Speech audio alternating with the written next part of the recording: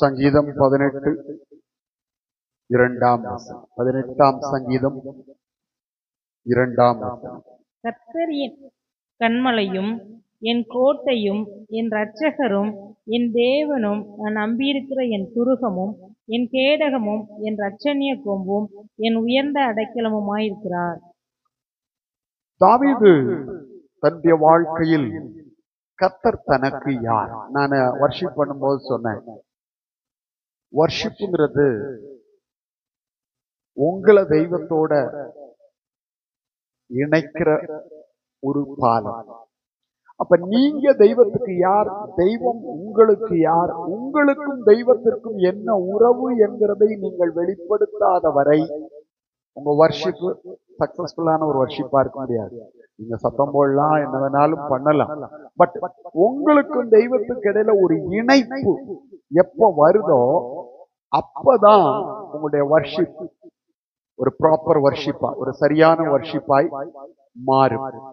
So பிரியமானவர்களே, அப்ப ஆராதனை அப்படின்னு சொல்லும் பொழுது நம்ம தெய்வத்தோட தேவ சமூகத்துக்கு வந்த உடனே தெய்வத்தோட நம்ம என்ன ஆயிடணும்னா ஒன்றாய் இணைஞ்சிடணும், ஒன்றிணைந்திடணும். தெய்வ சமூகத்துல வந்தா நம்ம இந்த சில நேரம் பாத்தீங்கன்னா நம்ம மைண்ட்ல ஒரு செட்டப் வச்சிருப்போம். என்ன செட்டப்? வந்த உடனே ஒரு ஸ்தோத்திர பாட்டு பாடணும், ஸ்தோத்திர பாட்டு பாடின உடனே 2 நிமிஷம் ஜெபம் பண்ணணும், அப்புறம் பாட்டு ஆரம்பிச்சிடணும். ஆனா இன்னைக்கு நம்ம பாட்டு ஆரம்பிக்கிறப்ப மணி என்ன? யாராவது கவனிச்சிங்களா? 8:30. 8 மணிக்கு ஸ்தோத்திர பாட்டு ஆரம்பிச்சோம். அதுக்கப்புறம் திரும்ப நம்ம பாட்டுன்னு ஆரம்பிச்சது எத்தனை மணிக்கு தான்? அவ்வளவுதான். அந்த ஃபர்ஸ்ட்லயே கர்த்தரோடு என்ன செஞ்சிடணும், நம்மளை மறந்து தெய்வத்தை ஆராதனைன்னா அப்படியே கத்தி கூப்பாடு போட்டு உருண்டு பிறண்டாதான் அது ஆராதனை. அது ஒரு ஓல்டு பென்டிகாஸ்டல் ஸ்டைல். கத்தி கூப்பாடு போட்டு ட்ரம் துமுக்கு துமுக்கு துமுக்கு துமுக்கு அப்படி அடிச்சு எல்லாம் உருண்டு பிறண்டு, அது ஒரு ஓல்டு ஸ்டைல். அந்த ஸ்டைல் கரெக்டான்னு கேட்டீங்கன்னா நிச்சயமா இல்லை. ஏன்னா அது உணர்ச்சி வசப்பட வைக்கிற ஒரு ஆராதனை ஸ்டைல். அது ஒரு பழைய ஸ்டைல். அன்னைக்கு அந்த ஸ்டைல் ஓகே தான், நான் இல்லைன்னு சொல்லல. பட் அதுவே இப்ப என்ன ஆயிடுச்சுன்னா, ட்ரம் கொட்டு ஸ்பீடு கூடுனாதான் என்ன வரும்? அப்ப கொட்டுல தான் அபிஷேகம் இருக்கு. அபிஷேகம் எதுல இருக்கு? அடிக்கிற கொட்டுல. ஆனா அபிஷேகம்ங்கிறது தேவ அன்பை ருசிக்கிறது. அதுக்கு கொட்டே தேவையில்லை. ஃபர்ஸ்ட் 1/2 மணி நேரம் நம்ம ட்ரம்மையும் தொடல, எதையும் தொடல, கையும் தட்டல, டேமரின்னு அடிக்கல, ஒன்னும் அடிக்கல. ஆனா 1/2 மணி நேரம் போனதே தெரியல. That is call the relationship. அதுதான் ரியல் கனெக்ஷன். தெய்வத்துக்கு நமக்கு இடையில இருக்கிற ஒரு உண்மையான உறவுங்கிறது அதுதான். சோ எப்பவுமே ஒரு ஆவிக்குரிய மனிதன் தன்னுடைய வாழ்க்கையில நான் கர்த்தருக்கு யார், கர்த்தர் எனக்கு யார், இந்த உணர்வோடு ஒவ்வொரு நிமிஷமும் செயல்படுறவன் தான் ஆவிக்குரியவன். ஞாயிற்றுக்கிழமை வந்தாதான் கர்த்தர் யார், ஓ கர்த்தர் இருக்கிறாரோ, இன்னைக்கு ஆராதனையோ, சரி சோத்திரம் சோத்திரம். ஞாயிற்றுக்கிழமை காலையில தான் வாயில என்ன வரும்? சோத்திரம். மற்ற நாள்லாம் சூத்திரம் சூத்திரம் சூத்திரம், தந்திரம் தந்திரம் தந்திரம். மற்ற நாள் வாயில டபுள் மீனிங் வார்த்தை எல்லாம் வரும். மற்ற நாளும் வாயில துன்மார்க்கமான காரியங்கள் வரும். மற்ற நாளும் பொய் வரும். மற்ற நாளு என்ன கோபத்தின் வார்த்தைகள் வரும். ஞாயிற்றுக்கிழமை காலையில என் வாயை புதுங்காத, இன்னைக்கு ஞாயிற்றுக்கிழமை அப்படின்னா மற்ற 6 நாளும் வாயை யாரோ புடுங்கி சாக்கடையில போட்டுடுறாங்க. இந்த ஞாயிற்றுக்கிழமை மட்டும்தான் இந்த ஊம பிசாசு பிடிச்சா அப்படி பல்ல கட்டிக்கும். அது மாதிரி அது கண்ட்ரோல். என் வாயை புடுங்காத காலம் காத்தாலே அப்புறம் என் வாயிலிருந்து ஏதாவது வாயிலிருந்து என்ன வரும்? வாந்தி வரும், அசுத்தம் வரும், நாற்றம் வரும், வேற என்ன வரும்? அதனால சொல்றேன், a real spiritual man relates himself always with God. எப்போ யாரு கூட இருந்தாலும் சரி. இப்ப அதனாலதான் தாவீது சொல்றான் 2ஆம் வசனத்தை 1-2 திரும்பவும் வாசிப்போம். என் பலனாகிய கர்த்தாவே உம்மில் அன்பு கூறுவேன். என் பலனாகிய கர்த்தாவே உம்மில் அன்பு கூறுவேன். கர்த்தர் என் கன்மலையும் கர்த்தர் என் கன்மலையும் என் கோட்டையும். 1ஆம் வசனத்துல சொல்லிட்டான் God is my strength, என் பலன். அடுத்தது 2ஆம் வசனத்துல சொல்றான் He is my rock, என்னுடைய கன்மலை. அடுத்தது சொல்றான் He is my fortress, என் கோட்டை. என் ரட்சகரும். He is my salvation. அது தமிழ்ல ரட்சகர் இருக்கு, சேவியர். ஆனா இங்கிலீஷ்ல He is my deliverer. Okay, He is my deliverer. என் தேவனும். என் தேவன். He is my God. நான் நம்பியிருக்கிற என் துருகமும் என் கேடகமும். He is my strong tower and shield. அவரின் துருகம், அவரின் கேடகம். சோ பிரியமானவர்களே, இதுதாங்க ஒரு ஆவிக்குரிய மனிதனுடைய அனுபவம். அந்நிய பாஷை பேசுறதுனால எவன் ஒருவனும் ஆவிக்குரியவன் என்று பரலோகம் நம்பிவிட போகிறது இல்ல. அதுக்காக அந்நிய பாஷை பேசக்கூடாதுன்னு சொல்றான்னா அவன் பரிசுத்த ஆவியின் கிரியைகளை மறுதலிக்கிறான், அது தவறு.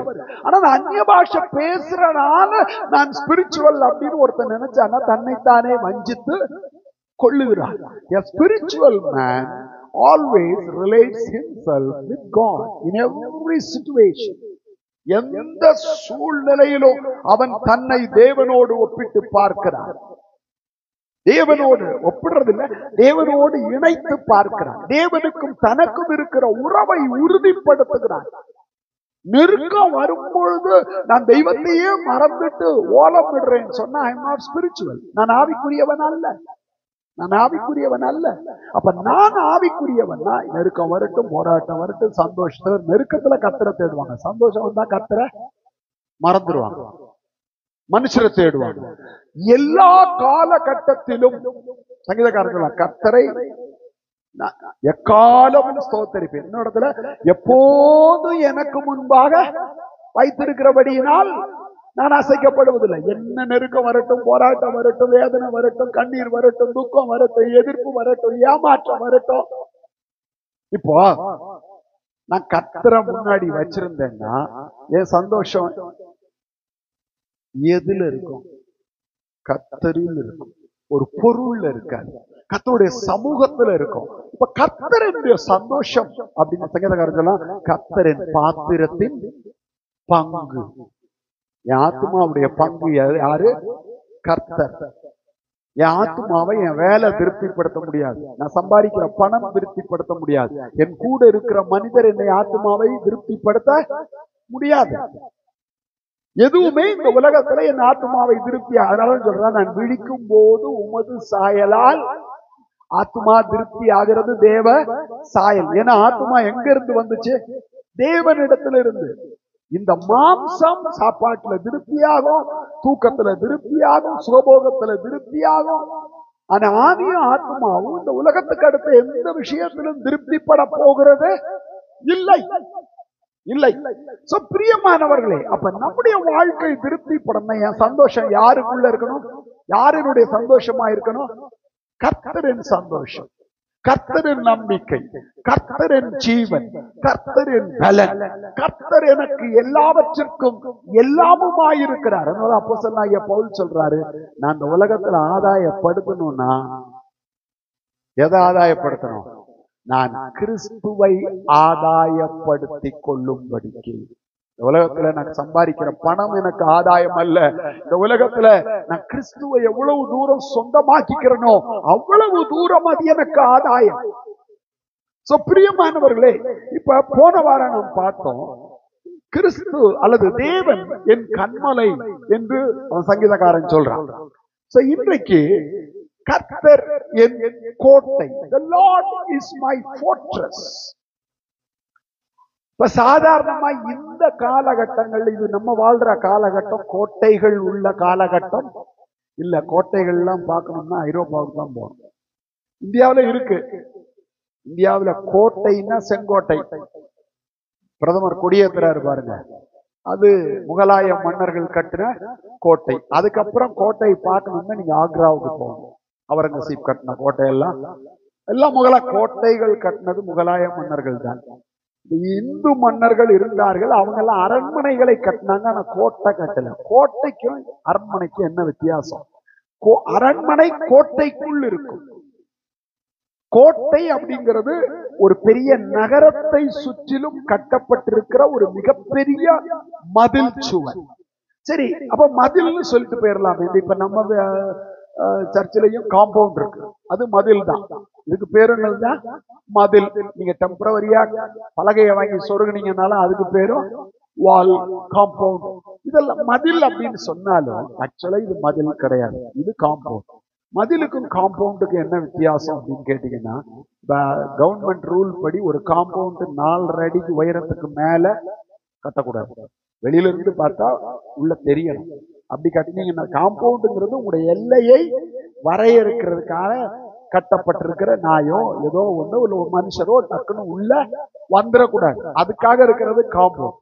மதில் அப்படின்னீங்கன்னா 8 அடி 10 அடிக்கு இருக்கிறது மதில் சுவர். நீங்க தஞ்சாவூர் அரண்மனையில, தஞ்சாவூர் பெரிய கோயில்ல போய் பார்த்தீங்கன்னா மதில் சுவர் 10 அடி 12 அடி உயரத்துக்கு இருக்கும். அந்த மதில் சுவருடைய அகலம் பார்த்தீங்கன்னா 2 அடி 3 அடி எல்லாம் இருக்கும், 4 அடி கூட இருக்கும். ஆனா கோட்டை சுவர் பார்க்கணும்னா மெயின்காட் கேட்டுக்கு போகணும். மெயின்காட் கேட்ல என்ன இருக்கு?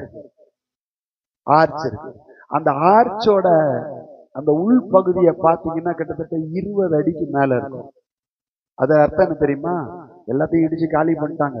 பழைய காலத்துல அந்த 20 அடி ஆர்ச்சும் அப்படியே செவுராகவே மேல வரைக்கும் 10 அடி 12 அடி உயரத்துக்கு இருந்துச்சு. அதுல அந்த ஆர்ச்சி பக்கத்துல அந்த காலகட்டத்துல காவலாளிகள் இருக்கிறதுக்கு மேலேயே ரூம் எல்லாம் இருந்தது. மேலேயே ரூம்ஸ் எல்லாம் கட்டி இருந்தாங்க. என்னத்துக்குன்னா, எதிரிகள் யாராவது வர்றாங்கன்னா அங்கிருந்து காவலாளிகள் பார்த்து ஆயுதத்தை எடுத்து எதிரிகளை கொல்றதுக்கு. இன்னைக்கும் மெயின்காட் கேட்ல கதவு இருக்கு, இருக்கா? அதை சேர்த்துட்டாங்களா? ஏன்னா நான் போய் ரொம்ப நாள் ஆச்சு. பெரிய கதவு உள்ளுக்குள்ள திறந்து வச்சிருப்பாங்க. முந்தின ராஜாக்குடைய காலத்துல அந்த கதவு மூடி இருக்கும். அந்த ஆர்ச்சில பாத்தீங்கன்னா மேல 2 பக்கமும் கோபுரம் இருக்கும். அதெல்லாம் காலி பண்ணிட்டாங்க. நான் சென்ட் ஜோசப்ஸ்ல 82ஆம் வருஷம் படிக்கும் போது அங்க டிஓ ஆபீஸ் இருந்தது. அந்த ஆர்ச்சுக்கு மேலேயே 2 பக்கமும் நிறைய ரூம்ஸ் கட்டடம் எல்லாம் இருந்தது. அதுல டிஸ்ட்ரிக்ட் எஜுகேஷனல் ஆபீசரோட ஆபீஸே அதுலதான் இருந்தது. இப்ப இருக்கான்னு எனக்கு தெரியாது. பிரியமானவர்களே, அப்புறம் கொஞ்சம் கொஞ்சமா இடிச்சு எல்லாத்தையும் காலி பண்ணிட்டானுங்க. ஒண்ணும் இல்ல, ஆர்ச் இப்ப மட்டும்தான் நிக்குது, பாக்கி எல்லாம் காலி பண்ணிட்டாங்க. அந்த ஆர்ச்சி கீழே 20 அடி இருக்குன்னா இப்படி மேல கூரா வரும்போது 10 அடி 12 அடி இருக்கும். அப்ப அவ்வளவு அகலம் அந்த மதில் சுவர் இருக்கும். அதுக்கு பேர் தான் கோட்டை. இப்ப மதில் அப்படின்னா 2 அடி 3 அடி இருக்கும். இப்ப தஞ்சாவூர் பெரிய கோயிலையும் மதில் சுவர் இருக்கு. ஆனா அது மேல நீங்க ஏறி நடக்கவோ ஒண்ணும் செய்யவோ முடியாது. ஆனா இந்த கோட்டைங்கிறது காவிரி ஆறு வரைக்கும் ஒரு காலத்துல இருந்தது. மலைக்கோட்டையை சுத்தி இருந்தது கோட்டை சுவர். அப்ப மேல பாத்தீங்கன்னா வீரர்கள் குதிரையில ஏறி என்ன செய்வாங்க, மேல ரோந்து போவாங்க. சில நேரம் குதிரை பூட்டின அந்த சேரியட் ரதங்களும் என்ன செய்யும், மேல அப்படியே போயிட்டு வரும். அவ்வளவு அகலம். ஏன்னா 12 அடிக்கு மேல அது அகலம் இருக்கும்.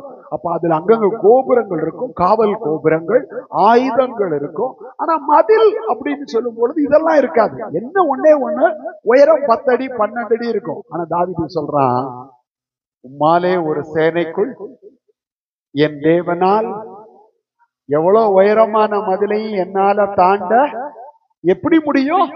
என் தேவனால். நான் தாண்ட போறதில்ல, என் தேவன் எனக்கு உதவி செய்யும் பொழுது எவ்வளவு உயரமான மதிலையும் தாண்ட முடியும். பிரியமானவர்களே, அப்போ கர்த்தரின் கோட்டை என்று சொல்லுகிறார். நம்பர் 1, கோட்டை எதை காண்பிக்கிறது? God is my protection. தேவன் என்னுடைய பாதுகாவல்.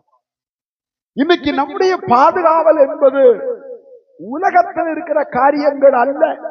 பணம் நம்முடைய பாதுகாப்பு அல்ல. Money is not our security. Insurance நம்முடைய செக்யூரிட்டி இல்ல. இன்சூரன்ஸ் எப்ப கிடைக்கும்? செத்ததுக்கு பிறகு. அதுக்கு பேரு செக்யூரிட்டியா? நமக்கு உயிரோடு இருக்கும் போது இன்சூரன்ஸ் நமக்கு எந்த உதவியும் செய்ய போறது இல்ல. Medical insurance. சரி, நமக்கு ஒரு வியாதி வந்தா போய் இன்சூரன்ஸ் வச்சு என்ன செஞ்சுக்கலாம்? ட்ரீட்மெண்ட் எடுத்துக்கலாம். ஹார்ட் அட்டாக் போயிடுச்சுன்னா, உயிர் போயிடுச்சுன்னா டேவிட் பிரதருக்கு இன்சூரன்ஸ் கார்டு தான் இருந்தது. கார்டியாக் அரெஸ்ட் வந்தது, உயிர் போயிடுச்சு. இன்சூரன்ஸ் அவரை காப்பாத்துச்சா? இல்ல. That is not our security. நம்ம சேர்த்து வச்சிருக்கிற சொத்து நம்முடைய செக்யூரிட்டியா? இல்ல. நம்ம கூட இருக்கிற மனுஷன் நம்முடைய செக்யூரிட்டியா? இல்ல. இப்ப ஒண்ணும் இல்ல, டேவிட் பிரதருக்கு ஹார்ட் அட்டாக் வந்துருச்சு. அவரை டயாலிசிஸ்க்கு ரெடி பண்ணிட்டு இருக்கிறாங்க. ரெடி பண்ணிட்டு இருக்கும் பொழுதே கார்டியாக் அரெஸ்ட் வந்துருச்சு. அவரு கண்ணு சொருகுது. டாக்டர்ஸ் இருந்தாங்களா கூட இல்ல. அந்த பிள்ளைங்க, டயாலிசிஸ் போன்ற பிள்ளைங்க எல்லாம் எப்படியும் டாக்டர் வந்திருப்பாங்க, ஆனா உயிர் போனதுக்கு அப்புறம் தான் வந்திருப்பாங்க. அவன் ஒரு ரூம்ல இருப்பான். அவனை போய் தொங்கி எடுத்து கூப்பிட்டு அவன் எந்திரிச்சு வர்றதுக்குள்ள என்ன ஆயிடுச்சு? பெரிய ஹாஸ்பிட்டல் தான், காப்பாத்துறதுக்கு எல்லா மருத்துவ உபகரணங்களும் அங்க இருக்கு. ஆனாலும் யாராலையும் காப்பாற்ற முடியல. பிரியமானவர்களே, இது எதுவும் ஹாஸ்பிட்டல் நம்முடைய செக்யூரிட்டி இல்ல, நம்முடைய இன்சூரன்ஸ் நம்முடைய செக்யூரிட்டி இல்ல, நம்ம வச்சிருக்கிற பணம் செக்யூரிட்டி இல்ல, நம்ம கூட இருக்கிற மனுஷர் நம்முடைய செக்யூரிட்டி இல்ல. எதுவுமே இந்த உலகத்துல நமக்கு செக்யூரிட்டி கிடையாது. இதை தாவீது உணர்ந்தான். ஏன்னா தாவீது சவுலுக்கு பயந்து என்ன செய்யறான்? ஓடிக்கிட்டே இருக்கிறான். சவுல் அவனை வேட்டையாடுறதுக்கு பின்னாடியே பண்றான். ஆட்களை, வீரர்களை அனுப்பிச்சுக்கிட்டே இருக்கிறான். தாவீது ஓடி ஒளிஞ்சதெல்லாம் எங்க? இஸ்ரவேல் தேசத்துல இருக்கிற வனாந்திரங்களின் மலைகளிலும் குகைகளில். மலைன்னு ஒண்ணு நீங்க நினைச்சுக்காதீங்க, கொடைக்கானல் மாதிரி ஊட்டி மாதிரி டூரு போற மலை கிடையாது. இஸ்ரவேல் எல்லாம் மொட்டை பாறைகள், பெரிய பெரிய பாறைகள், மொட்டை பாறை. அங்க ஒண்ணும் இருக்காது, துஷ்ட மிருகங்கள் மட்டும்தான் அங்க இருக்கும். அந்த பாறைகளுக்கு நடுவில் குகைகள் இருந்தது. தாவீது போய் அதற்குள் என்ன செஞ்சா? ஒளிந்து கொண்டிருந்தான், சவுலுக்கு பயந்து. ஆனா அந்த குகை தன்னை பாதுகாக்கும் நினைக்கல. தற்சமயம் சவுலுடைய வேலைக்காரருடைய கண்களுக்கு மறைந்து கொள்ளுகிறதற்கு இது எனக்கு ஒரு இடம். ஆனால் என்னை பாதுகாக்கிறவர் என் தேவன் ஒருவர் மாத்திரமே. அதனாலதான் என்ன இக்கட்டு வந்தாலும், என்ன நெருக்கம் வந்தாலும், என்ன போராட்டம் வந்தாலும் என்னை பாதுகாக்கிற ஒரு தேவன் என்னோடு கூட இருக்கிறார் அப்படிங்கிறத அவன் வெளிப்படுத்துறதுக்கு தான் இப்ப என்ன சொல்றான்? He is my fortress. கர்த்தர் என்னுடைய கோட்டை. பிரியமானவர்களே, ஒருவேளை என் கூட கர்த்தர் இருக்கிறது மற்ற மனுஷருக்கு தெரியாம இருக்கலாம். ஏன்? எனக்கே கூட தெரியாமல் இருக்கலாம். எனக்கே கூட தெரியாமல் இருக்கலாம். ஒரு வசனம் வாசிங்க. சகரியாவின் புஸ்தகம் 2ஆம் அதிகாரம் 5ஆம் வசனம். சகரியா 2ஆம் அதிகாரம் 5ஆம் வசனம். நான் அதற்கு சுற்றிலும் அக்கினி மதிலாயிருந்து அதன் நடுவில் மகிமையாக இருப்பேன் என்று கர்த்தர் சொல்கிறார். இப்ப பாத்தீங்கன்னா தெய்வம் எருசலேமை பத்தி சொல்லும் பொழுது, நான் அதற்கு சுற்றிலும் என்னவா இருப்பேன்? அக்கினி மதில். இப்ப அக்கினி எரிஞ்சுகிட்டு இருந்ததுன்னா கண்ணுக்கு தெரியும். ஆனா தெய்வம் மனுஷருடைய கண்களுக்கு புலப்படுகிற ஒரு அக்கினி மதில் அல்ல. அக்கினி மதில் அல்ல. பிரியமானவர்களே, ஒரு முறை எலிசாவின் நாட்கள்ல, இப்ப எலிசாவை பிடிக்கிறதுக்கு ஒரு ராணுவம் வருது. அப்படிப்பட்ட ஒரு சூழல்ல வேலைக்காரன் சொல்றான், ஐயோ நம்ம அவ்வளவுதான், நம்ம கதை இதோட முடிஞ்சது அப்படின்னு நினைக்கிறான். வாசிங்க 2 ராஜாக்களின் புஸ்தகம் 6ஆம் அதிகாரம் 17ஆம் வசனம். அப்பொழுது எலிசா விண்ணப்பம் பண்ணி கர்த்தாவே இவன் பார்க்கும்படி இவன் கண்களை திறந்தருளும் என்றான். வேலைக்காரன் பார்க்கும்படி கண்களை திறந்தருளும். வெளியில பார்த்தா ஒண்ணுமே தெரியல. எப்பொழுது? அதுக்கு முந்தின வசனம், 2 வசனத்துக்கு முன்னாடி இருந்து வாசிங்க.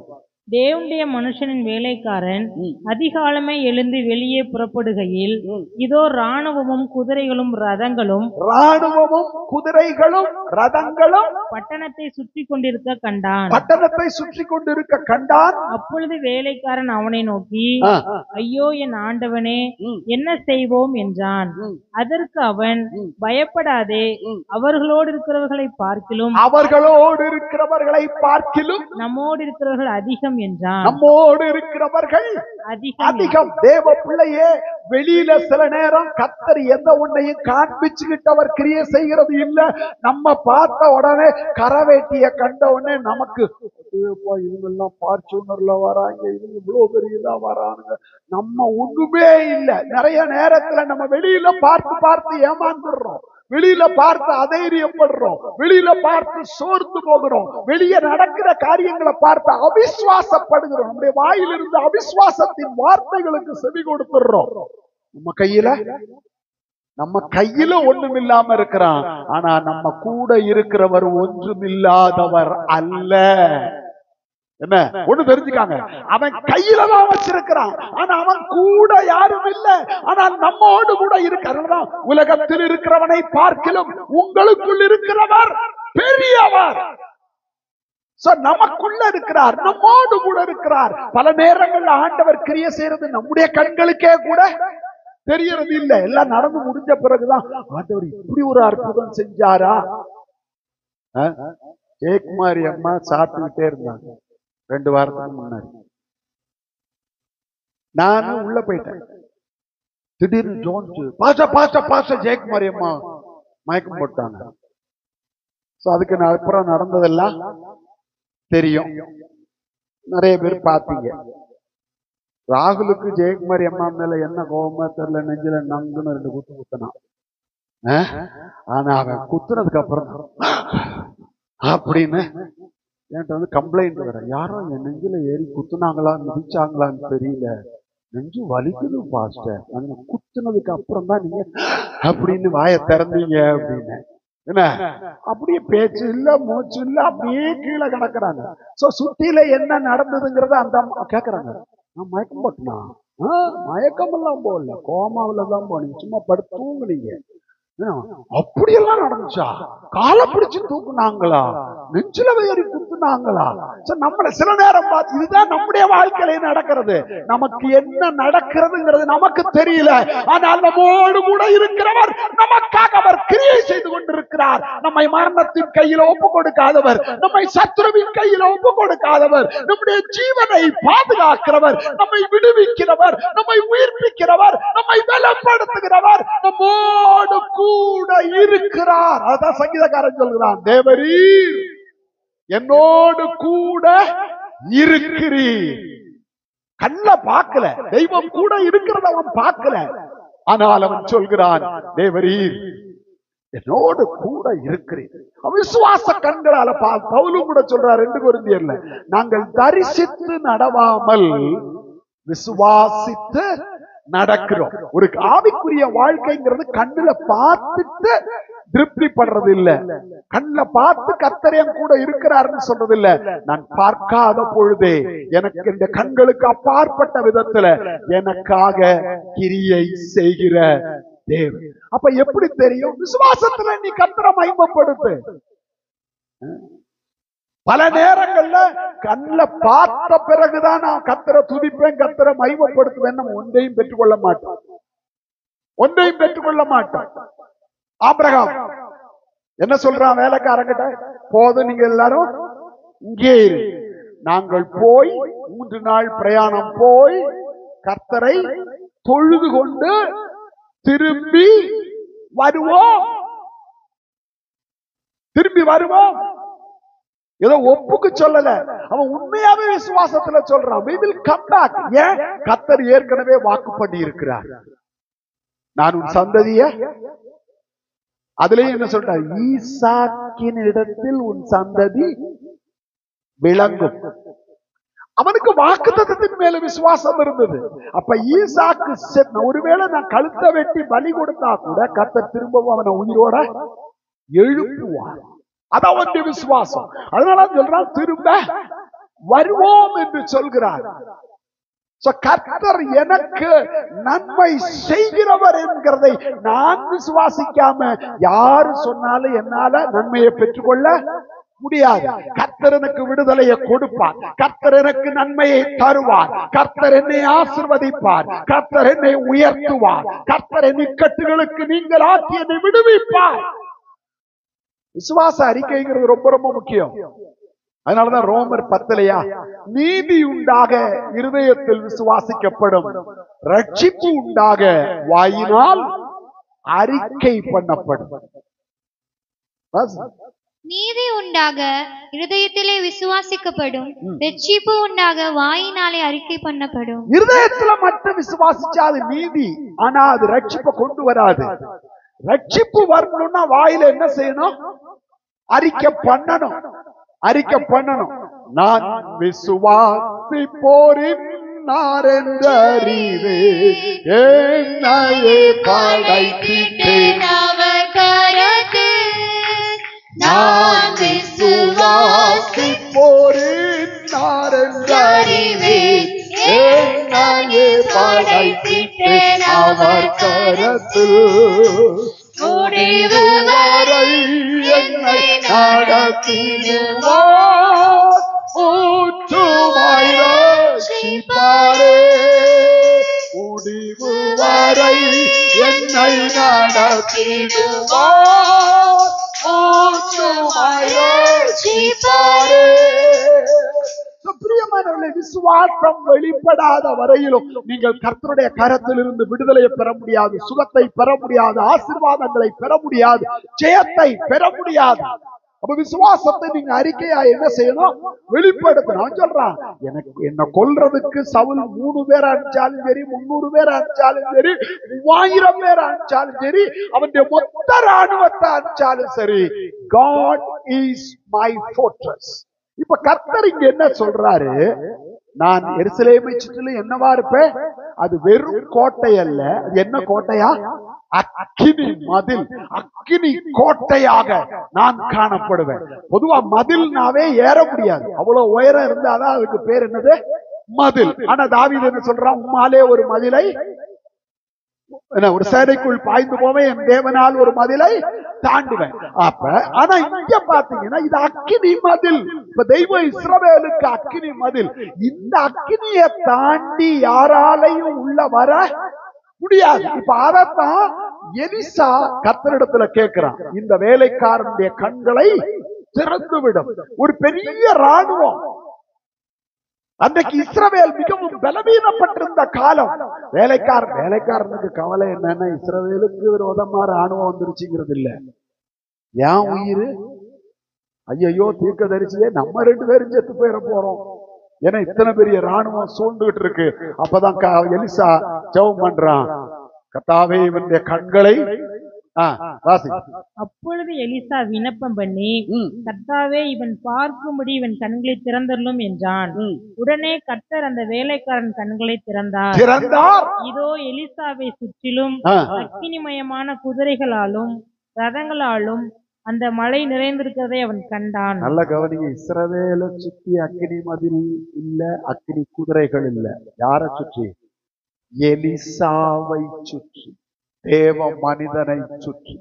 தேவ மனிதன் இருந்த மலையை சுற்றி, கர்மேல் பர்வதத்துல இருக்கிறான். அந்த கர்மேல் பர்வதத்தை சுற்றி என்ன இருக்குதா? அக்கினிமயமான குதிரைகளும் அக்கினிமயமான ரதங்களும். இது எலிசாவோட மட்டும் இல்ல, எலியாவோடும் இருந்தது. 2ஆம் அதிகாரம் 11ஆம் வசனம். அவர்கள் பேசிக்கொண்டு நடந்து போகையில் இதோ அக்கினி ரதமும் அக்கினி குதிரைகளும் அவர்கள் நடுவாக வந்து இருவரையும் பிரித்தது. இப்ப எலிசாவும் எலியாவும் சேர்ந்து பேசிக்கிட்டு போறாங்க. போயிட்டு இருக்கும் பொழுதே அக்கினி ரதங்களும் அக்கினி குதிரையும் 2 பேருக்கு நடுவுல வந்துருச்சு. எலிசா சுழல் காற்றிலே பரலோகத்திற்கு ஏறி போனான். எலியா சுழல் காற்றிலே பரலோகத்திற்கு, அந்த காற்று வருது, காற்றுலதான் அக்கினி ரதங்களும் அக்கினி குதிரைகளும் வருது. அதுல எலியா என்ன செஞ்சிட்டான்? பரலோகத்துக்கு ஏறி போனான். அதை எலிசா கண்டு என் தகப்பனே, என் தகப்பனே, இஸ்ரவேலுக்கு ரதமும் குதிரை வீரருமாய் இருந்தவரே என்று புலம்பினான். அப்ப யாரை சுற்றி தெய்வம் அக்கினி மதிலாயிருப்பார்? சகரியா 2:5 எருசலேமை சுற்றிலும் நான் அக்கினி மதிலாய் இருப்பேன்னு சொன்னாலும் இப்ப நீங்க இங்க பாத்தீங்கன்னா 2 காரியம். ஒன்று, எலிசா இருந்த மலையை சுற்றிலும் அக்கினி ரதங்களும் அக்கினி குதிரைகளும் ஒரு கோட்டையை போல மறைத்து நின்றது. ஒருவேளை இஸ்ரவேல் தேசத்தை எல்லாம் இந்த வந்த சேனை அழிச்சிருந்தா கூட எலிசாவுக்கும் எலிசா வேலைக்காரனுக்கும் ஒன்று கூட சம்பவித்திருக்காங்க. பிரியமானவர்களே, அக்கினி மதில் அவர்களை சூழ இருந்து பாதுகாத்து கொண்டிருந்தது. பல நேரங்கள்ல தேவ பிள்ளைகளே, நம்ம கூட நீங்க வண்டி ஸ்பீடா ஓடிட்டு போறீங்க, அவ்வளவுதான். இன்னைக்கு நம்ம காலிங்கிற ஒரு சூழ்நிலை வரும்போது கண்ணை திறந்து பாத்தீங்கன்னா நீங்க உயிரோட வண்டியில போயிட்டு இருப்பீங்க. காரணம் என்னன்னா, அது உங்க திறமை இல்ல, அது உங்களுடைய சாமர்த்தியம் அல்ல. உங்களை சுற்றிலும் தேவன் தன்னுடைய பாதுகாவலை வைத்திருந்தபடியினால் ஜீவனோடு இன்றைக்கு தேவ சமூகத்துல நாம் அவரை துதித்துக் கொண்டிருக்கிறோம். என்னைக்கோ மண்ணோட மண்ணா போயிருந்திருப்போம். எப்படி இது ஒரு செகண்ட்ல எப்படி தப்பிச்ச? யாரு நம்ம தப்பிக்கலங்க. நம்ம சுற்றி அக்கினி ரதங்களும் அக்கினி குதிரைகளும் இருந்து நம்மை மறைத்து கொண்டது. அதை தாண்டி வந்து நம்மளை இடிக்க ஒரு பஸ்காரனுக்கோ லாரிக்காரனுக்கோ ஏன் டிப்பருக்கோ கூட முடியாது. அதனால இன்றைக்கு ஜீவனோடு கர்த்தர் நம்மை வைத்து பாதுகாத்து கொண்டிருக்கிறார். பிரியமானவர்களே, அப்ப நம்முடைய வாழ்க்கையில பல நேரங்களில் ஒண்ணு இல்லைங்க. 3 நாளைக்கு முன்னாடி நடந்த ஒரு சம்பவம். வியாழக்கிழமை காலையில கட்சியா போன் பண்றாங்க. அம்மாவுக்கு ஹார்ட் அட்டாக், ஐசியூல வச்சிருக்கிறாங்க. எங்கன்னு கேட்டேன். விஜிஎன்ல. நேத்து நைட்டே வந்து ரயில்வே ஹாஸ்பிட்டல் கொண்டு போனா இங்க பார்க்க முடியாது, நீங்க கொண்டு போயிருங்க, மேசிவ் அட்டாக் அப்படின்னு சொல்லிட்டாங்க. அப்ப எங்க இருக்கிறாங்க? ஐசியூல. நீங்க எங்க இருக்கிறீங்க? வெளியில. அப்புறம் நானும் சிஸ்டர்களும் போனா வெளியில கட்சியா அவங்க அப்பா அவங்க அக்கா கட்சி அவங்க மாமா எல்லாம் உட்கார்ந்து இருந்தாங்க. நான் ஒரு மணி நேரத்துக்கு மேல அங்க உட்கார்ந்து அவங்ககிட்ட பேசிட்டு இருந்துட்டு சில விசுவாச வார்த்தைகளை சொல்லிட்டு நான் அவங்க இப்ப என்ன சொன்னாங்கன்னு கேட்டா, மத்தியானம் தான் ஆன்ஜியோ பண்ண போறாங்க, அநேகமா பைபாஸ் சர்ஜரி பண்ற மாதிரி இருக்கும்னு சொல்லியிருக்காங்க. பட் இருந்தாலும் ஆன்ஜியோ பண்ணதுக்கு அப்புறம் அது கன்ஃபார்ம் பண்ணுவோம்னு சொல்லியிருக்கிறாங்க. நான் ஒன்றும் சொல்லல. அப்போ சிஸ்டர் சொன்னாங்க, ஜெபம் பண்ணுங்க. எதுவுமே இல்லாம, அதாவது ஃபர்ஸ்ட் ஸ்டேஜ்னா மாத்திரையிலே சரி பண்ணலாம், செகண்ட் ஸ்டேஜ்னா ஸ்டென்ட் வைக்கணும், தேர்டு அம்மாவது பிளட் டெஸ்ட்ல இது third stage. Maximum bypass surgery பண்ற மாதிரி தான் இருக்கும். இருந்தாலும் ஆன்ஜியோக்கு பிறகு கன்ஃபார்ம் பண்ணுவோம் அப்படின்னு சொன்னாங்க. சொன்னாங்க, ஜெபம் பண்ணுங்க, கர்த்தரால இப்ப கூட ஒரு அற்புதத்தை செய்ய முடியும். ஸோ நாங்க 12 ஹால் வரைக்கும் இருந்தோம். நான் கூட கேட்டேன், உள்ள அலோவ் பண்ணுவாங்களா கேட்டேன். இல்லை, யாரும் எங்களையே அலோவ் பண்ண மாட்டாங்க. அம்மா கூட சொன்னாங்க, பாஸ்ட் வந்தா உள்ள கூட்டிட்டு வான்னு. ஆனா யாருமே டாக்டர் வரும்போது அவங்க கூப்பிட்டாதான் நம்ம உள்ள போக முடியும், இல்லைன்னா போக முடியாது அப்படின்ட்டாங்க. சரின்னு சொல்லிட்டு நாங்க அவங்க அக்கா கெட்சியா அவங்க அப்பாவை வச்சுட்டு அங்கனே நின்று ஒரு ஜெபம் பண்ணிட்டு நாங்க கிளம்பி வந்துட்டோம். ஒரு 12:30 கிளம்பி வந்துட்டோம். அப்போ வந்துட்டு 1 மணிக்கு மேல ஆன்ஜியோ பண்ணுவாங்கன்னு சொன்னாங்க. நான் கொஞ்சம் டவுனுக்கு போனோம், கொஞ்சம் வேலைகள் இருந்து அதெல்லாம் முடிச்சுட்டு வீட்டுக்கு 2 மணிக்கு வந்து சாப்பிட்டுட்டு திடீர்னு 4 மணிக்கு கெட்சியா போன் பண்றேன்னு சொன்னா போனே பண்ணலையேன்ட்டு போன் அடிக்கிறேன். போன் அடிச்சா இப்பதான் ஆன்ஜியோ பண்ண போறாங்க, என்கிட்ட போன் பண்ணி இப்பதான் சொன்னாங்க, அவங்க சொல்லி முடிக்கிறாங்க, நீங்க போன் பண்றீங்க பாஸ்டர். ஈவினிங் ஒரு 4:20 அல்லது 4:30 இருக்கு. அப்போ ஆன்ஜியோ பண்ணிட்டு இருந்துட்டு அப்புறம் நைட்டு கூப்பிட்டு சொல்லிட்டா, பாஸ்டர் அட்டாக்கு மேசிவ் அட்டாக்கு, ஆனா பிளாக் கம்மியா இருக்கு. அதனால டாக்டர் என்ன சொல்லிட்டாருன்னா, மருந்துலே சரி பண்ணிடலாம், ஸ்டென்ட்டும் வைக்க வேண்டாம், பைபாஸ் சர்ஜரியும் பண்ண வேண்டாம்.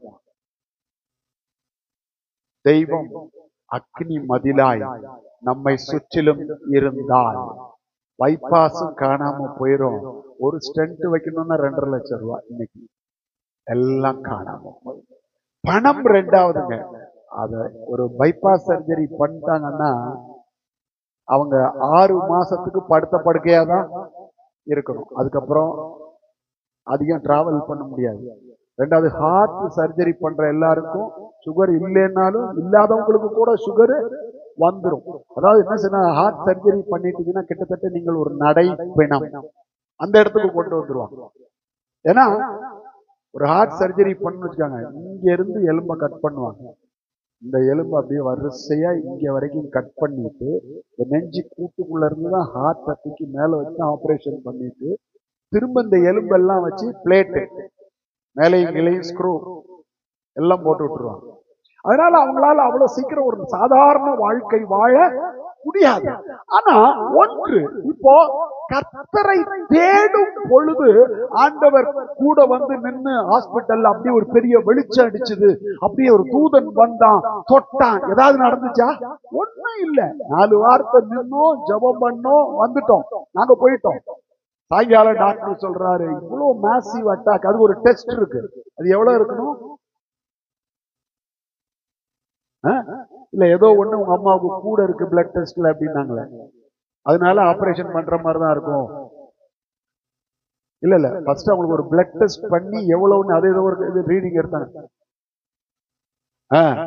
அந்த டெஸ்ட்ல பார்த்தா சிவியர் அட்டாக், அதனால பைபாஸ் சர்ஜரி பண்ணித்தான். அந்த டெஸ்ட் படி அதுல இவ்வளவு இருக்கு.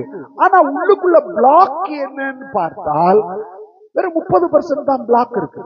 இப்ப நம்மள போய் செக் பண்ணாலும் நமக்குள்ள 30% பிளாக் இருக்கும். பிறந்த குழந்தை மாதிரி நமக்கு இருக்காது.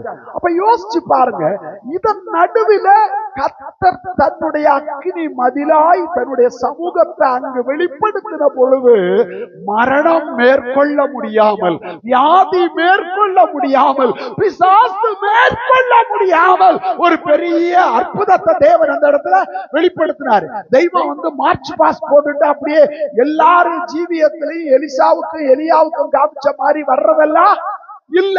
ஆனா சொல்றாரு, எருசலேமை சுற்றிலும் நான் என்னவா இருப்பேன்? அக்கினி மதிலாயிருப்பேன். அப்போ இந்த இடத்துல நம்ம 2 விஷயங்களை கவனிக்கணும்.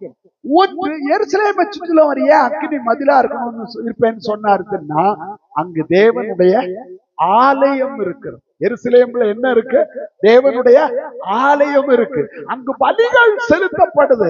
அதன் நிமித்தம் நான் எருசலேமை சத்துருவின் கையில ஒப்பு கொடுக்க போறது இல்ல.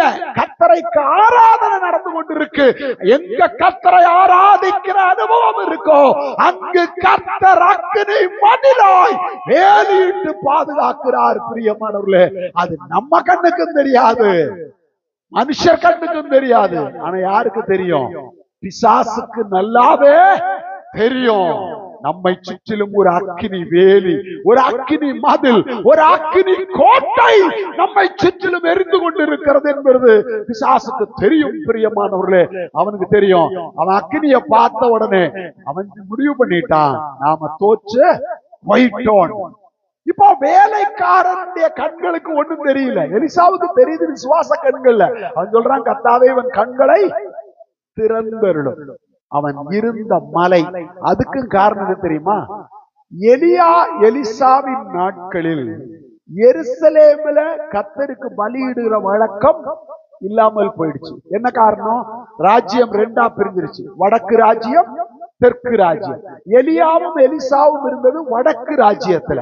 அந்த வடக்கு ராஜ்யத்துக்கு முதல்ல ராஜாவா இருந்தவன் யெரொபெயாம். இந்த ஜனங்க எருசலேமுக்கு போனா ராஜ்யபாரம் என்னை விட்டு போயிடும்னு சொல்லிட்டு வடக்கே தாமில ஒரு பொன் கன்றுக்குட்டியும், தெற்கே பெத்தேல்ல ஒரு பொன் கன்றுக்குட்டியையும் வச்சுட்டு, நீங்க பலி செலுத்தணும்னா எங்கதான் பலி செலுத்தணும்? ஒண்ணு வடக்க, இல்லைன்னா தெற்க பெத்தேல்ல. யாரு எங்க போக கூடாது? எருசலேமுக்கு போக கூடாது. அப்ப எப்படி கர்த்தர் அந்த மலையில மட்டும் அக்கினி மதிலா இருந்தார்? அங்கதான் சீக்கிரம். மொத்த இஸ்ரவேலும் கன்றுக்குட்டிக்கு பலி செலுத்திக்கிட்டு இருக்கும் பொழுது எலியாவின் நாட்களிலும் எலிசாவின் நாட்களிலும் கர்த்தருக்காக பரிசுத்தமாய் ஜீவிக்க வைராக்கியம் உடையவர்களாய் இருந்தவர்கள் பலி செலுத்துறதுக்கு எங்க வந்தாங்க? கர்மேல் பர்வதத்திற்கு வந்தார்கள். அதனாலதான் எலிசா பலியை எங்க ரெடி பண்ணா? கர்மேல் பர்வதத்துல ரெடி பண்ணிட்டு சொல்றான், அக்கினியினால் உத்தரவு அருளுகிற தெய்வமே தெய்வம். ஏன்னா அவன் எருசலேமுக்கு போகல, பாகாலுடைய தீர்க்கதரிசிகள் இங்கதான் இருக்கிறாங்க. எல்லாரையும் கர்மேலுக்கு வாங்கினாங்க. நீ எல்லா கர்மேலுக்கு வா. ஆகாபுடைய தீர்க்கதரிசிகளை கர்மேலுக்கு வான்னா, ஏசபேலுடைய தீர்க்கதரிசிகளை கர்மேலுக்கு வான்னா வர சொல்லிட்டு இவன் அங்க கர்த்தருக்கு ஒரு பலியை ஆயத்தப்படுத்துகிறான். கர்த்தர் அக்னியினால உத்தரவு அருளினான். அருளினார். அக்கினி இறங்குச்சு. எலியாவினுடைய பலியை தேவன் அங்கீகரித்து சுட்டரித்தார். ஆனால் பாகாலுக்கு அவர்கள் செலுத்தின பலி அங்கீகரிக்கப்படல. ஏன்னா பாகால் தெய்வமே அல்ல. பிரியமானவர்களே, அப்ப எங்கு கர்த்தருக்கு பலி செலுத்துகிற இடம் இருக்கிறதோ அங்கு கர்த்தர் அக்கினி மதிலாய், அக்கினி ரதங்களோடு தேவன் தன்னுடைய பாதுகாவலை வைத்திருக்கிறார். தெய்வ ஜனமே, உங்க வீட்டுல ஆராதனை நடக்கணும். ஆனா அக்கிரமத்தோட ஆராதிச்சு பிரயோஜனம் இல்ல, பொய் பேசிக்கிட்டு ஆராதிச்சு பிரயோஜனம் இல்ல, அசுத்தமாய் வாழ்ந்து கொண்டு ஆராதிச்சு பிரயோஜனம் இல்ல. எங்கு பரிசுத்தத்தில் ஆராதிக்கிற அனுபவம் இருக்கிறதோ அங்கே கர்த்தர் இருக்கிறார், தேவ சமூகம் இருக்கிறது, அக்கினி மதில் இருக்கிறது, அக்கினி ரதங்கள் இருக்கிறது, தெய்வத்துடைய பாதுகாவல் இருக்கிறது, தெய்வத்துடைய ஆசீர்வாதம் இருக்கிறது. பிரியமானவர்களே, உங்க வீடு ஒரு ஆராதிக்கிற இடமா மாறணுங்க. உங்க வீடு ஆராதிக்கிற இடமாய் மாறணும். உங்க வீடு குறை பேசுற இடமா, உங்க வீடு குப்பைகளை பேசுகிற ஒரு இடமாய், உங்க வீடு அடுத்தவங்களுடைய தவறுகளை பேசிக் கொண்டிருக்கிற இடமாய், உங்க வீடு மாம்சத்துக்குரிய காரியங்களை பேசுகிற இடமாய் இருந்தால் அங்கு கர்த்தர் இருக்க மாட்டாரு, பிசாசு தான் இருப்பான். எங்கு ஆராதனை இருக்கிறதோ அங்கு தேவ சமூகம் இருக்கிறது. கர்த்தர் அக்கினி மதிலாய் இருக்கிறார். பவுலும் சீலாவும் வீட்டுல இல்ல, இப்ப எங்க இருக்கிறாங்க? ஜெயில்ல அடிச்சு காயப்படுத்தி ரத்தம் வர அடிச்சுட்டு கட்டி தொங்க விட்டு இருக்கிறாங்க. அதுக்கு முன்னாடி அவன் கொலகாரன் இருந்திருக்கலாம், கற்பழிச்சவன் இருந்திருக்கலாம், அநியாயம் பண்ணவன் அந்த சிறைச்சாலைக்குள்ள கடந்திருக்கலாம். ஆனா 2 தேவ மனிதர்கள் அந்த இடத்துல போடப்பட்ட பொழுது அந்த இடம் கூட பரிசுத்தமாக்கப்படுகிறது. எப்படி? ஆராதனையினால் அந்த இடம் பரிசுத்தமாக்கப்படுது. சிறைச்சாலைக்குள்ள அக்கினி ரதங்கள் வந்தது, சிறைச்சாலைக்குள்ள தேவன் வந்தார். காரணம் அங்க பரிசுத்தம் இருக்கு, அங்க கர்த்தரை துதிக்கிற துதி இருக்கு, கர்த்தரை ஆராதிக்கிற ஆராதனை இருக்கு, தேவன் மகிமைப்படுத்தப்படுகிறார். வீட்டுல ஜெபம் பண்ணுங்க, கர்த்தரை பாடுங்க, கர்த்தரை துதிங்க, கர்த்தரை மகிமைப்படுத்துங்க. எங்க துதியின் சத்தம் எழும்பிக் கொண்டிருக்கிறதோ அங்கு அக்கினி குதிரைகளும் அக்கினி ரதங்களும் அக்கினி மதிலும் காணப்படும். ஒருத்தன் கூட பக்கத்துல கூட வர முடியாது. பிரியமானவர்களே, உங்க வீடு இன்னைக்கு அருவருப்புகள் நடக்கிற ஒரு இடமா இருந்தால், உங்க வீடு அசுத்தங்களை பேசுகிற ஒரு இடமா இருந்தால், சரி, அப்ப நான் என்ன பண்றேன்? அசுத்தத்தை வீட்டுக்குள்ளதான் நான் பேசக்கூடாது. நான் எங்க போயிடுறேன்? வெளியில போய் நின்னுட்டு எல்லா அருவருப்பையும் பேசி கதை அடிச்சுட்டு அப்புறம் உள்ள போய் சோத்திரம் சோத்திரம் சோத்திரம் அல்லேலூயா அல்லேலூயா அல்லேலூயா. அந்த அல்லேலூயாவை கேட்கறதுக்கு கர்த்தர் வரமாட்டாரு, பிசாசு தான் பின்னாடியே உள்ள வருவா. எங்க பரிசுத்தம் இருக்கோ, எங்க பலிகள் இருக்கோ, எங்க ஆராதனை இருக்கோ, எங்க துதிக்கிற அனுபவம் இருக்கோ அங்கே கர்த்தர் அக்கினி மதிலாய் இருப்பார். அக்கினி ரதங்கள் ஒருவேளை நம்ம கண்ணுக்கு தெரியாம இருக்கலாம். ஊரெல்லாம் வியாதி வரும். கொரோனா வந்த நேரத்துல பெரிய ஆஸ்பத்திரி ஃபுல்லா எல்லாம் கொரோனா பேஷண்ட். உள்ள போனாவே யாருமே யோசிப்பாங்க, டேவிட் பேர் உள்ள அட்மிட் ஆயிருக்காரு, கொரோனா அவருக்கு வந்துருச்சு. இப்ப ஸ்டெல்லா போன் பண்ணி அப்பச்சன் ரொம்ப முடியாம இருக்கிறாரு, டாக்டர்ஸ் குலைக்க மாட்டாருன்னு சொல்றாங்க, டயாலிசிஸ் வேற பண்ணணும். அப்ப நானும் ரமேஷ் தான் கிளம்பி போனோம்.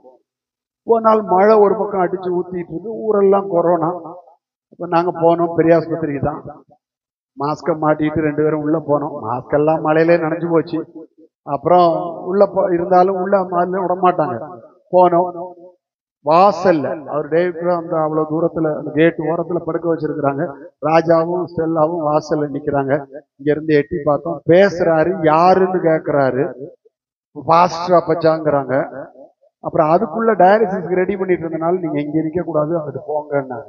அவ்வளவுதான், நாங்க வெளியில வந்தோம். அப்பவும் வெளியில நாங்க 3 பேர் நின்று, ஆண்டவரே உங்க கையில டேவிட் பேர் ஒப்பு கொடுக்கிறோம், உம்மால சுகப்படுத்த முடியும். அவ்வளவுதான். இயேசுவின் நாமத்தில் அங்க போய் நின்று இயேசுவின் நாமத்தில் ஆசீர்வதிக்கிறோம், பிசாசை கட்டுகிறோம். அதெல்லாம் தேவையே இல்லை. இந்த முக்கல் என்ன கட்டுகிறோம் ஆண்டவரே. மூல வியாதி இருந்தா வேணா அப்படி எல்லாம் ஜெபிக்க வேண்டிய அவசியம் வரலாம். எங்களுக்கு மூலம் எல்லாம் இல்ல, நாங்க முக்கவும் இல்லை, கத்தவும் இல்லை, கூப்பாடும் போடல. எங்களை வெளியே போட்டாங்க. வாசல் ஓரத்தில் இப்படி மறைஞ்சு நின்னோம் அமைதலா. நாங்க 4 பேர் தான் இருந்தோம். ஆண்டவரே, உம்மால கூடாதது ஒன்றும் உங்களுடைய கரத்துல ஒப்பு கொடுக்கும். உங்களுடைய மகனை பொறுப்பெடுங்க. 2வது தடவையும் கொரோனா சுகமாயிடுச்சு. 2வது தடவையும் கொரோனா வந்தது. அப்ப நாங்க போகவே இல்லை, இங்க இருந்துதான் ஜெபம் பண்ணோம். கொரோனா 22ல வந்துச்சு. அவர் மரிச்சது 24 டிசம்பர்ல.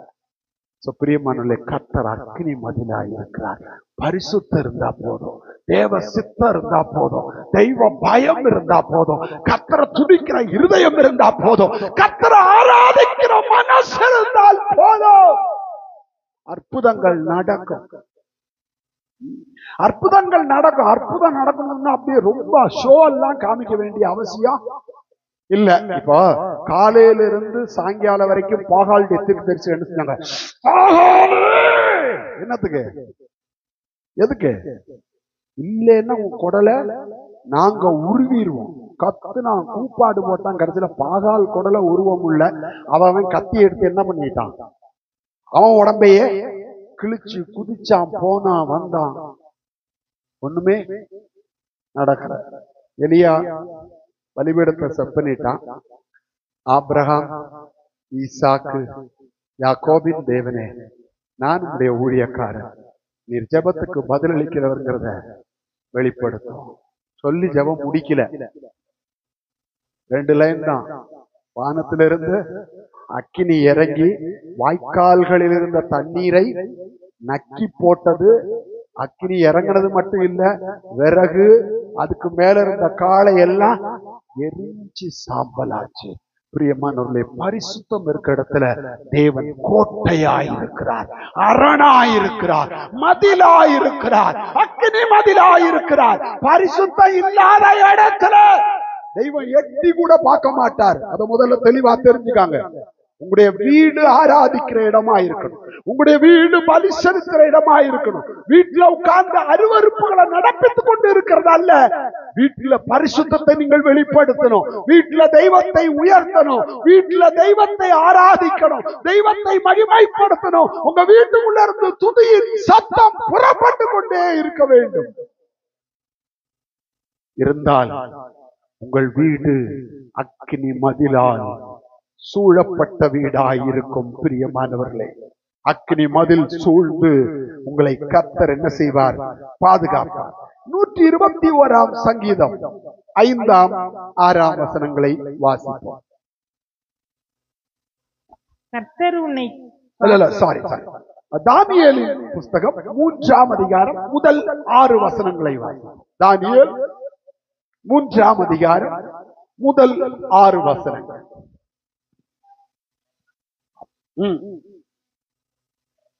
60 முழ உயரமும் 6 முழ அகலமுமான ஒரு பொற்சிலையை நேபுகாத்நேச்சார் பண்ணுவித்து பாபிலோன் மாகாணத்தில் இருக்கிற தூரா என்னும் சமபூமியில் நிறுத்தினார்.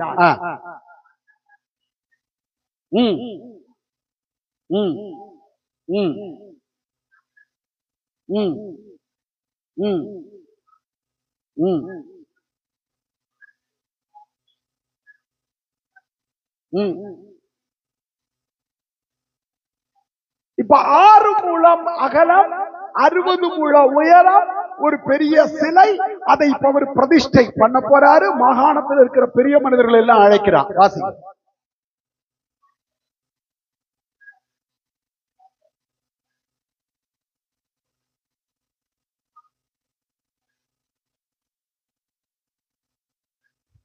நாடுகளில் உத்தியோகஸ்தரும் யாவரும் ராஜாவாகிய நேபுகாத்நேச்சார் நிறுத்தின சிலையின் பிரதிஷ்டைக்கு வந்து சேர்ந்து நேபுகாத்நேச்சார் நிறுத்தின சிலைக்கு எதிராக நின்றார்கள்.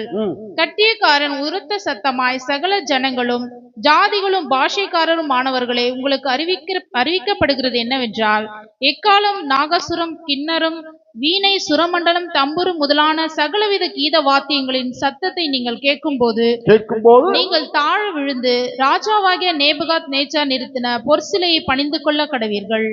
எவனாகிலும் தாழ விழுந்து அதை பணிந்து கொள்ளாமற் போனால் அவன் அந்நேரமே எரிகிற அக்கினி சூளையின் நடுவில் போடப்படுவான் என்றான். பிரியமானவர்களே, நேபுகாத்நேச்சார் சொல்றான், இந்த 60 முழ உயரம் உள்ள சிலையை எவன் தாழ விழுந்து வணங்கலையோ அவனை அக்கினி சூளையில் போட வேண்டியது வரும், போடுவோம் என்று சொல்கிறார். அப்படி சொல்லும் பொழுது பாபிலோன்ல இருந்து எருசலேமில் இருந்து பாபிலோனுக்கு அடிமைகளாய் கொண்டு போகப்பட்ட ஷாத்ராக், மேஷாக், ஆபேத்நேகோ என்று 3 வாலிபர்கள் இருக்கிறாங்க. அவங்கிட்ட சொல்றாங்க, ராஜா கிட்ட போய் சொல்லியா, நீர் நிறுத்தின பொற்சிலைய நாங்க வணங்க போறது இல்ல. உடனே நியூஸ் ராஜா கிட்ட போகுது. ராஜா கூப்பிடுறான், என்ன நீங்க 3 பேர் நான் நிறுத்தின சிலைய வணங்க மாட்டீங்களா? அப்ப அவங்க 3 பேர் ராஜாவுக்கு பிரதியுத்தரமாக சொல்கிறார்கள்.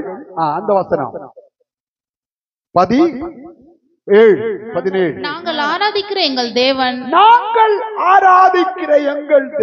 எங்களை தப்புவிக்க வல்லவராய் இருக்கிறார். அன்னைக்கு அவங்களுக்கும் தெரியாது நாங்கள் ஆராதிக்கிற தேவன் எப்படிப்பட்ட தேவன் என்கிறது. ஆனா விசுவாசத்தோட ஒன்று சொன்னாங்க, எங்களை தப்புவிக்க வல்லவராயிருக்கிறார். எரிகிற அக்கினி சூளைக்கும், அவர் எரிகிற அக்கினி சூளைக்கும், ராஜாவாகிய உம்முடைய கைக்கும் நீங்களாக்கி விடுவிப்பார். அது மட்டும் தெரியும். ஆனா எப்படி விடுவிப்பார்னு எங்களுக்கு தெரியாது. போனாலும், ஒருவேளை எங்கள் தேவன் எங்களை விடுவிக்காமல் போனாலும் நாங்கள் உம்முடைய தேவர்களுக்கு ஆராதனை செய்வதும் இல்லை. நீ நிறுத்தின பொற்சிலை பணிந்து கொள்வதும் இல்லை என்கிறது. இந்த பொற்சிலையை பணிந்து கொள்வதும் இல்லை என்கிறது ராஜாவாகி உமக்கு தெரிந்திருக்க கடவுது என்றார்கள். நீ பெரிய ராஜாவா இருக்கலாம், இப்ப தெரிஞ்சுக்கோ, நீ நிறுத்தின சிலைய நான் வணங்க மாட்டேன். உனக்கு மேல ஒரு ராஜா இருக்கிறார், அவர் எங்களை தப்புவிக்க வல்லவராயிருக்கிறார். எப்படி என் கைக்கு தப்புவிக்கிறவர் யார் அப்படிங்கிறான். என் கைக்கு தப்புவிக்கிற ஒரு தேவன் என்னுடைய தேவன். அந்த தெய்வத்தை நான் ஆராதிக்கிறேன். ஆராதிக்கிறவர்களை தப்புவிக்கிற தேவன், அவரை தேவன் மகிமைப்படுத்துகிறவர்களை தப்புவிக்கிற தேவன், பலி செலுத்துகிறவர்களை தப்புவிக்கிற தேவன். எல்லா இடத்துலயும் ஆராதனை முக்கியமா வரும். ஆராதனைன்னு சொன்னா சும்மா வந்து உட்கார்ந்துகிட்டு வேடிக்கை பார்த்துக்கிட்டு இங்க இப்படியே வந்துட்டு சிலர்லாம் கண்ணை மூடுறதும் இல்லை, கைய தட்டுறதும் இல்லை.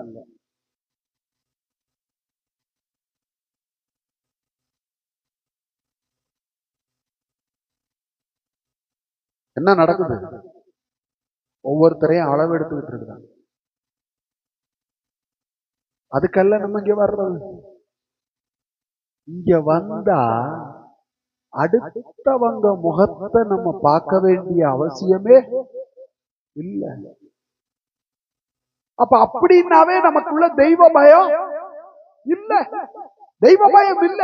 தெய்வ பயம் இருந்தால் நான் யார் முகத்தை தான் பார்ப்பேன்? உங்க முகத்தை பார்க்கணுமே ஏசையா, உங்க முகத்தை பார்க்கணுமே ஏசையா,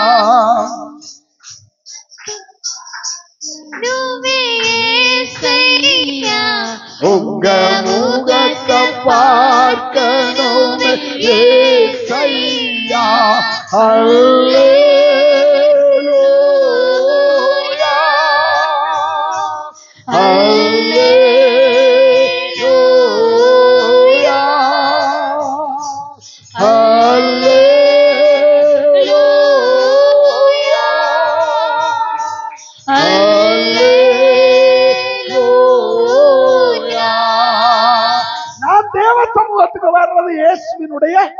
ஆராதனைங்கிற வார்த்தைக்கு 3 அர்த்தம் இருக்கு எபிரேய பாஷையில.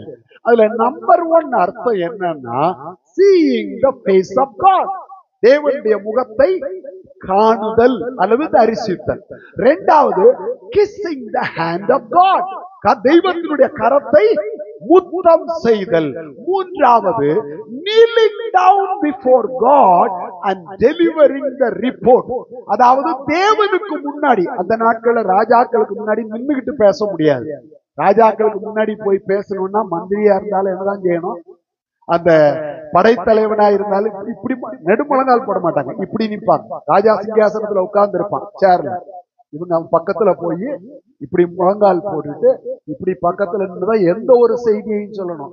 நெஞ்ச நிமித்திக்கிட்டு அப்புறம் பின்னாடி கொஞ்ச காலம் ஆனதுக்கு அப்புறம் எனக்கு மாறிச்சது கை கட்டி நிக்கிறதா மாறிச்சு. இப்ப இப்படிதான் பியூனை விட இது அதாவது கலெக்டரை விட பவர் யாருக்கு தெரியுமா ஜாஸ்தி? கலெக்டர் பியூனுக்கு. சார் கையெழுத்து போடுங்க சார், ஏன்னா இவனோட சீக்கிரட் எல்லாம் யாருக்கு தான் தெரியும். அவன் போடுங்க சார்னாலே ஸ்பீடா கையெழுத்து போடுவான். தெய்வத்துக்கிட்ட அப்படி இல்லை. ஒரு பெரிய, அதாவது அந்த இடத்துல kneeling down before God, நீங்க ஒரு படைத்தலைவன் ஆராதிக்க 6 நாள் உலகத்துல இருந்தீங்க. உங்க வாழ்க்கையில யுத்தங்கள் இருந்தது, போராட்டங்கள் இருந்தது, பயங்கர நெருக்கங்கள் வந்தது. ஆனால் அவைகளின் நடுவில் நீங்கள் ஜெயம் எடுத்தீர்கள். அந்த ஜெயத்தை இப்ப யார்கிட்ட சொல்ல போறீங்க? தேவனிடத்துல பக்கத்துல வந்து அதான் kneeling down before God and delivering the report of your victory. இந்த 6 நாளில நீங்கள் எடுத்த ஜெயத்தின் செய்திய, அந்த அறிக்கையை யார்கிட்ட போய் சொல்லணும்? தெய்வத்திட்ட சொல்றது. அப்ப பிரியமானவர்களே, ஆராதனைனா தெய்வத்தோட பேசணும். ஆராதனையில உட்கார்ந்துட்டு இங்க இருந்து அங்க பாக்குறதோ, அங்க இருந்து இப்படி பாக்குறதோ அது ஆராதனை இல்லை, அது அருவருப்பு. இங்க யாரையும் பார்க்க வரல. எனக்கு ஒரு ஆசையுண்டு, என் இயேசுவை காண வேண்டும். எனக்கு ஒரு ஆவல் உண்டு, நான் அவரோடு சேர வேண்டும். நான் வர்றது அவரோடு பேசுறதுக்கு, நான் வர்றது அவர் சமூகத்தில் அவர் அனுபவிக்கிறதுக்கு, அவர் சமூகத்தில் அகமகிழ்றதுக்கு, சந்தோஷப்படுறதுக்கு. 1/2 மணி நேரம் அல்ல, 1 மணி நேரம் ஆராதனை நடந்தாலும் என் கண்ணை நான் திறக்க போறது இல்ல. யார பார்க்கிறதுக்கு நான் வரல, நான் வந்தது என் இயேசுவை பார்க்கிறதுக்கு, அவருடைய கரத்தை முத்தம் செய்யறதுக்கு, அவரோடு பேசுகிறதற்கு, நான் என்னை சுத்திகரிக்கிறதுக்கு, நான் பரிசுத்தத்துல வளர்கிறதற்கு. எங்க அக்கினி மதிலாய், அக்கினி கோட்டையாய் தெய்வம் கிரியை செய்யறாருன்னா, நீங்க வாசிச்ச எல்லா இடத்துலயும் பாத்தீங்கன்னா எங்கு நாங்கள் ஆராதிக்கிற தேவன். பவுலும் சீலாவும் சிறைச்சாலைக்குள்ளேயும் ஆராதிச்சாங்க. எருசலேம்ல என்ன நடந்துகிட்டு இருந்தது? ஆராதனைகளும் பலிகளும் இருந்தது. அதனாலதான் நான் அக்கினி மதிலாய், அக்கினி கோட்டையாய் நான் எருசலேம் என்ன செய்வேன்? பாதுகாப்பேன் என்று கர்த்தர் சொல்கிறார். தெய்வ ஜனமே, அப்ப தாவீது எல்லா இடத்திலும் எல்லா நேரங்களிலும் ஆராதிக்கிறவனாயிருந்தான். தாவீது கையில எது இருந்ததோ இல்லையோ, என்ன இருந்தது? தம்புரு இருந்தது. அவன் தம்புரு வாசிக்கிற ஒருத்தன். அவன் அதை வாசிச்சுட்டு அவன் எப்போதும் கர்த்தரை பாடி பாடி பாடி பாடி, கர்த்தரின் வெளிச்சமும் ரட்சிப்பும் மானவர் யாருக்கு பயப்படுவே, கர்த்தரின் ஜீவனின் பலனுமானவர் யாருக்கு அஞ்சிடுவே. பயம் வருது, அவன் என்ன பாட்டு பாடுறான்? இந்த ஆண்டவரை அப்பவே நம்ப வேண்டான்னு 4 பேர் சொன்னாங்க. அவங்க பேச்ச நான் கேட்டிருந்தா நான் நிம்மதியா இருந்திருப்பேன். நான் தேவையில்லாம போயிட்டு நான் பாட்டுக்கு ஆட்டுக்கு பின்னாடி இருந்தேன்.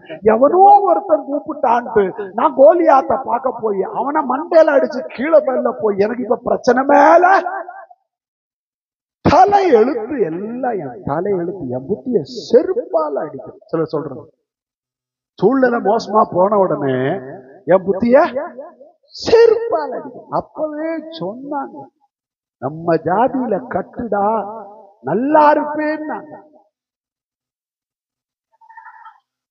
நம்ம அதை கேட்காம போயிட்டு இப்ப அனுபவிச்சுட்டு இருக்கிறோம். என்ன இது? சாதா மனுஷன், உலக மனுஷனுடைய அனுபவம்.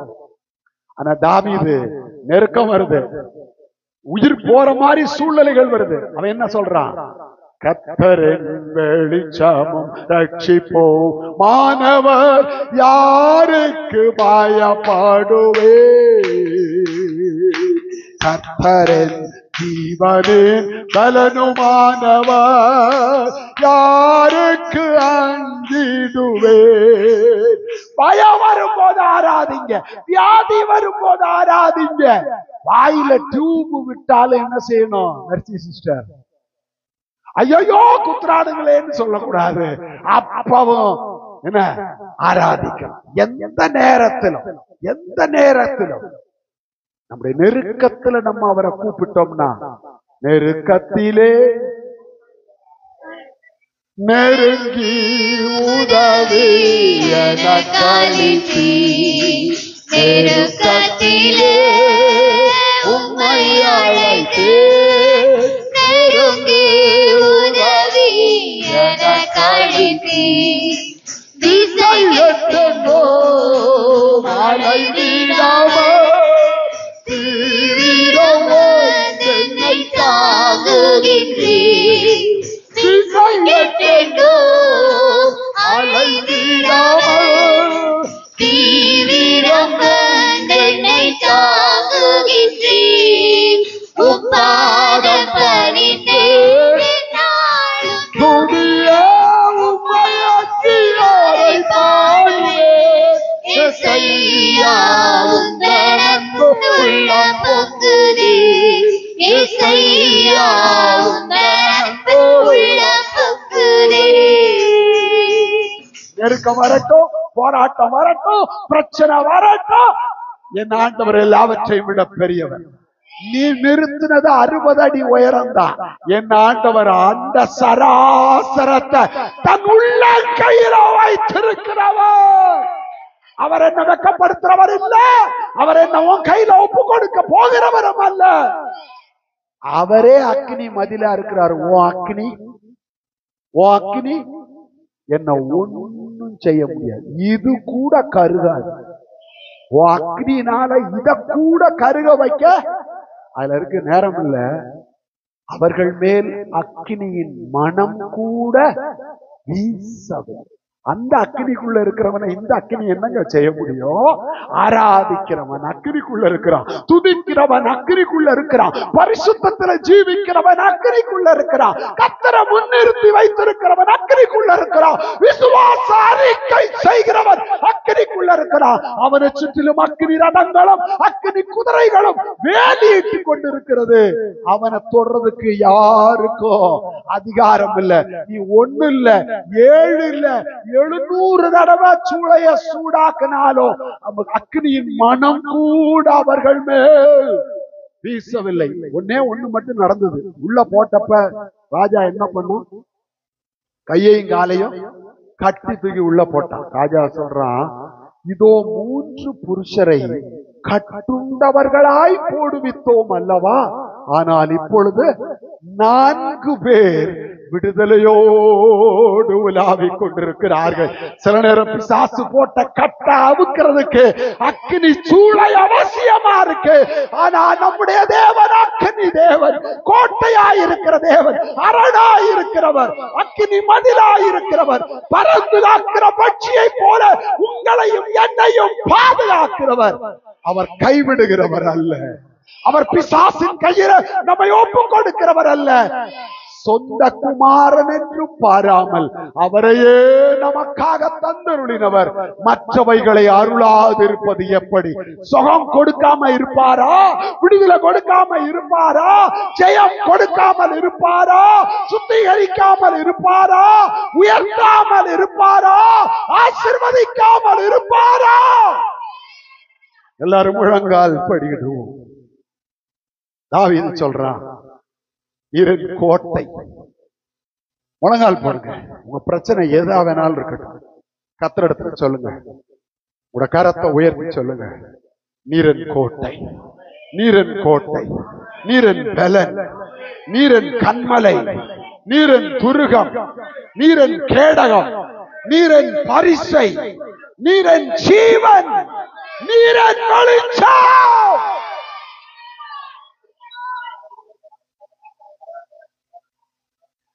என்ன வெட்கப்படுத்துறவர், என்னை வெட்கப்படுத்தாதவர், என்னை பாதுகாப்பவர், என்னை சனிரே, என்னை வெட்கப்படுத்தாதவர், என்னை நடத்துகின்றவர், என்னை பாதுகாப்பவர், என்னை சனிரே. கண்களை மூடுவோம். பாடுங்கிறதுக்காக பாடி பிரயோஜனம் இல்ல. எந்த மனுஷருக்கு முன்பதாக என்னை வெட்கப்படுத்தாத தெய்வம், எப்பேற்பட்ட அக்னி எனக்கு எதிராக பற்றி எரிந்தாலும் என்னை பாதுகாக்கிற அக்னி மதில், அந்த அக்னி கோட்டையை தாண்டி எந்த அக்னியும் உள்ள வர முடியாது, அது என்னை தொட முடியாது. சாத்ராக் மேஷாக் ஆபேத்நேகோவை தொட முடியாத அக்னி என்னையோ தொட முடியாது. அக்னியுடைய மனம் கூட என் மேல் வீசாமல் என்னை பாதுகாக்கிற என் தேவன் எனக்கு அக்னி மதிலாயிருக்கிறார், அக்னி கோட்டையாயிருக்கிறார், எனக்கு மறைவிடமாயிருக்கிறார்.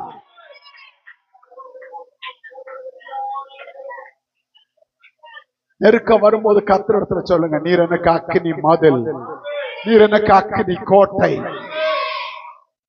வேற எந்த அக்னியும் என்ன தொட முடியாது. ஒருவேளை மரண பயம் வருதா சொல்லுங்க, நீர் ஜீவனின் அதிபதி, மரணம் என்னை தொட முடியாது. நம்முடைய தெய்வம்